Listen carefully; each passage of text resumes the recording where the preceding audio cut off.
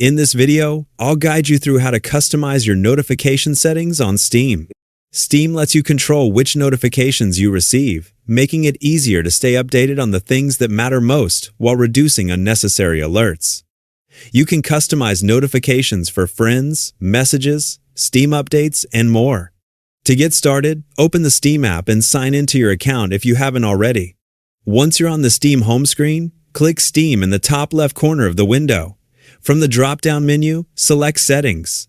When the Settings window opens, look at the menu on the left and click Notifications. This section contains all of Steam's notification settings and allows you to customize how different alerts are displayed. One of the first areas you can adjust is your friend notifications.